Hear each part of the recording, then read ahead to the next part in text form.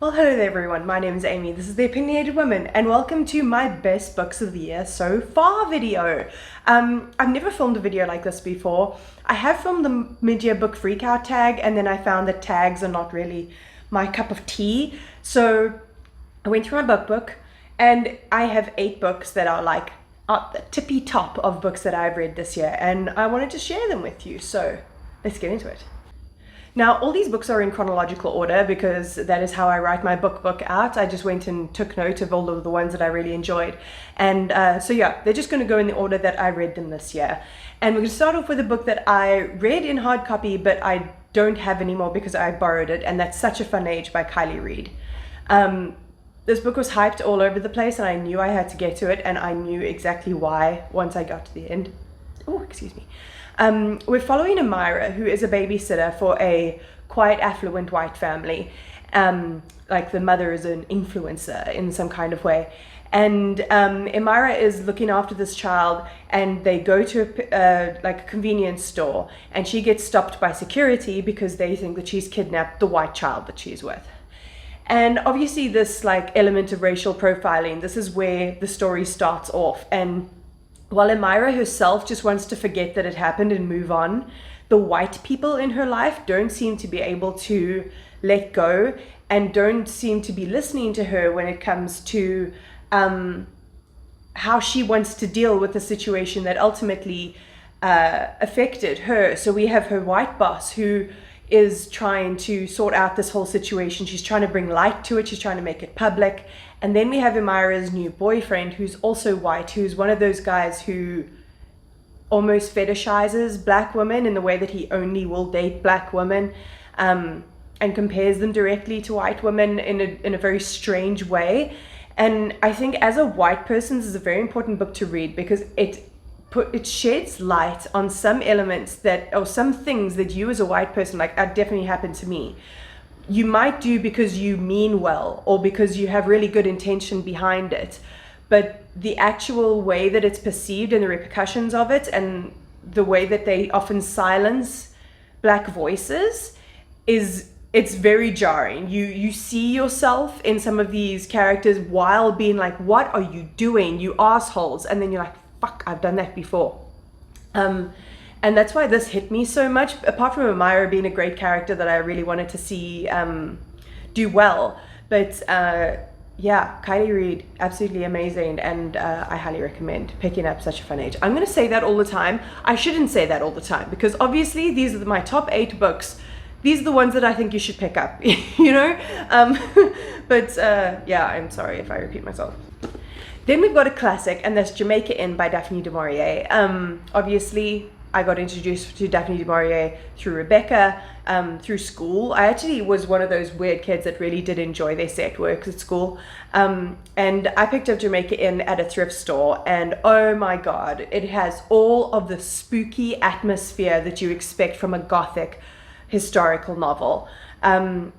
We're following our main character Mary, whose mother has died, and she's gone to live with her aunt and uncle at Jamaica Inn, which is this inn in the middle of nowhere on the moors. And there are a lot of dodgy dealings happening there, and her uncle is very much involved with the like underworld, and things happen at night, and there's one room that you can't go into, and oh, there's so much dramatic spooky shit that happens in this book, and I didn't know anything going into it. I just knew that I loved Daphne du Maurier, and oh my God, this book like lived up to all of it.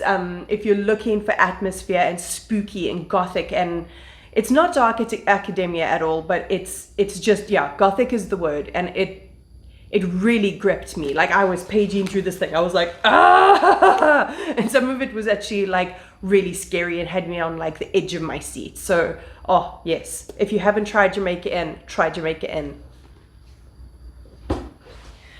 And then the third book in my list is actually my favorite book of the year so far, and that is Monday Is Not Coming by Tiffany D. Jackson. I know this book is way hyped. It has been around for a while. It's not like close to being one of Tiffany D. Jackson's new ones, but this book hit me in the heart. Trigger warnings for child abuse, for neglect, for death, for attempted suicide, for assault. There is so much in this book that is like hard to read, but fucking hell, I was so glad that I did. It follows the story of Claudia, whose best friend is called Monday. She comes home, she comes back to school after having the summer holidays, and Monday's not there. And this sends Claudia into a spiral. She has a learning disability, which people don't know about.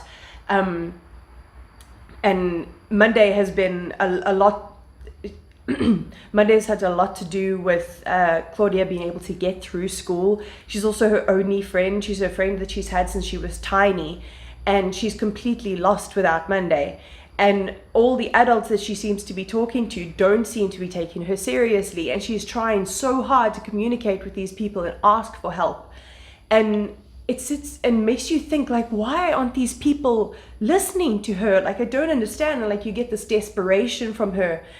And then there's this twist that I did not see coming, and it hit me in the heart so hard.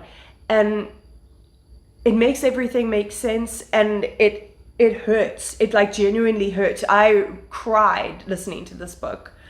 And it has a lot to say about mental health and family and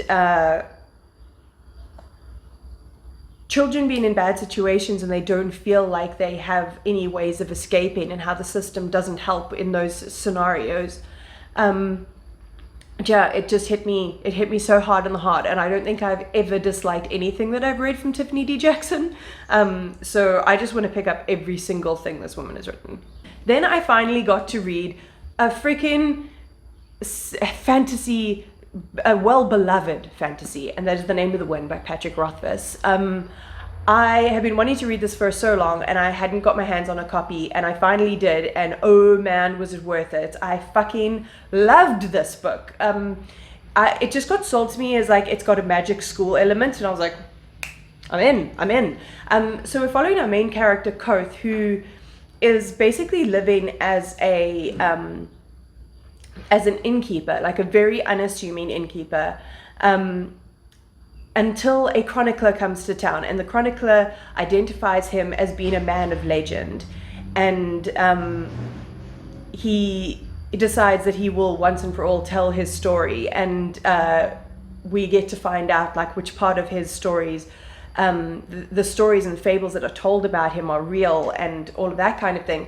So we go from the present when he's telling the story and some of the things that are happening around him in the small little town that he lives in, and then we get his backstory of him living with the troopers when he was young, and then living on the streets, and then going to this university, this magical school, and all of the things that he gets up to there, and the things that he's learning, and all the while trying to find out who was responsible for the death of his parents. And it's so fascinating, and it keeps you going. Like, so like, I read this so fast for how big this book is, and I've got the second one. I've got Wise Man's Fear, and I'm really psyched for that one, but I'm really sad that there's not a third book. I've like finally got into the series and there's not a third book, but we'll see how. Well, hopefully Patrick Rothfuss gets his act together and gets us the third book at some point, because I am so invested in this, and I seriously so badly want to know where it's going. And the last three are all from this last month in June, because it was my Pride reading month. I like to read queer stuff throughout the year, obviously, as much as possible, but during June I really treat myself and I let myself just read queerly, and it really paid off. So the first one that I want to talk to you about is Doublebooked by Lily Linden. Oh my goodness. I got given this book by my aunt because she read the synopsis, and it's about and the fact that it was about a late in life bisexual, and she was like, are you interested in this? I'm like, hell yeah. So Doublebooked follows Georgia, who is in this she's in this relationship with this man that is very much very rigid, very planned. They have a calendar, a shared calendar, and every single week they've got the exact same things happening every single week, and it's all color blocked. And you know, she's booked herself up. All of even her relaxing time is booked into her schedule, and she's very much been stuck in this routine for a very long time. And the one night she goes out with her gay friend. Oh, what's her name? I can't remember. It's been a while since I read this. It's not. I've just read a lot of books in between it. But she goes out with her best friend, Soph. She goes out with her best friend, Soph, to this gay bar, and she sees this girl band called Faze playing, and she is just head over heels. And she comes to the realization that she is bisexual while being in this committed hetero relationship, and it's all about her exploring that and trying to find herself outside of the relationships of other people and her relation to others around her. It's all about her trying to find out who she is and not feel like she's double booked, like she's living two different lives. And she starts playing with the girl band Faze as their keyboardist, and so we get this like queer rock and roll sort of vibe at the same time, and she's like living these two different lives. And I thought the way that it was pulled together at the end was absolutely perfect. Like, it didn't fall into terrible tropes and or heteronormativity or the complete opposite of that. You know, she really came into herself. Like, the character development, this is a debut. The character development was so good. Okay, I could wax lyrical about Doublebooked forever, but also, if you guys want a really good fucking playlist, scan that motherfucker, because I listened to that playlist while I read this, and it was all the songs that inspired the band Faze, and oh my god, what a fucking good old time. So really, if you want a late in life rep, it has open relationship rep, it's got bisexual rep, which we all need more of. Doublebooked, baby. Then I did a romance reading vlog, and I managed to discover You Made a Fool of Death Over Beauty by Kofi Emezi.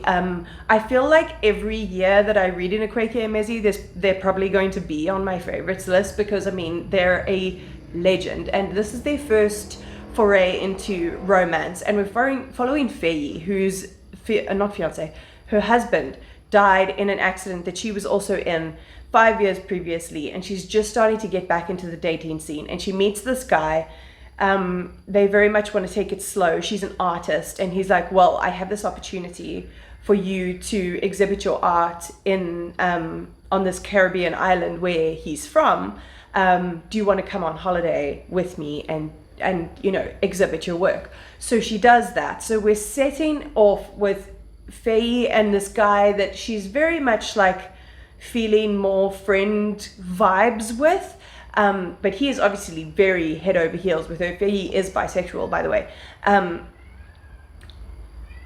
So the rest of this book is set in against this Caribbean backdrop in this gorgeous house in the hills that Nazir, the man's father, lives in. And then things take a turn that you do not expect at all. When I went into this, I didn't know who the love interest was going to be, and how taboo it was. But so I'm not going to spoil it for you. Just know that there's the two bisexual main characters in here, which, as I said, the more bi rep we have, the better. And it goes in a route that I really did not expect, and I thought it was freaking gripping. And the sex scenes, hot dang, the sex scenes were hot. So not only does Kofi Emezi have beautiful lyrical prose, they can also write a down and dirty sex scene. So if you like Kofi Emezi's writing and you like a bit of romance, Make a Fool of Death Over Beauty. And the last one we have on this list is yet another sapphic book, and that's Tipping the Velvet by Sarah Waters. Sarah Waters is like the grandmommy, she's not even that old, she's the mommy of historical queer fiction, especially sapphic fiction. And Tipping the Velvet has been on my list for a while, and I finally got my hands on it. And we're following Nancy Astley, who gets caught up in this performer that she sees perform at a music hall called Kitty, and she's performing in drag, in male drag. she gets completely caught up in this. She ends up going to London with Kitty and performing with her. And I mean, it's so gender bending. They bind for their acts, they pack, which is like, you know, for the time, something that was incredibly unusual. And it's amazing to see that kind of representation, like how these people would have existed in our world when it was so rigid and the gender roles were even more intense than they are now. And now I think they're a little bit batshit. So this is in 3 parts. So we follow Nancy through a massive change in circumstances, from doing very well to herself for herself to doing incredibly badly, and going through periods of living as a woman in public and then living as a man in public with short hair, like suits, the whole shebang. And it's just, it also has an incredible amount of character development. Her characters really make you root for them, and she also knows how to fucking break your heart, this woman. So like I was reading this so quickly because I was like, please could she be all right? Please could she be all right? And then when you know that something's about to implode, because she puts in little tidbits being like, this is not going to go well. And you're like, oh no. So it really does like make you viscerally feel it. And I just thought that the gender non-conforming aspect of it, while it's in the 1800s setting, was absolutely fascinating. And there you have it. Those are the top 8 books that I have of the year so far. I think it's a really good bunch, and I am really excited for the rest of the year for the potential to read more amazing books. So if you did enjoy this, please like, comment, subscribe, all of that fun stuff. If you like my content, my coffee link is always down below to buy me a coffee. I would very much appreciate it. And until next time, check you later.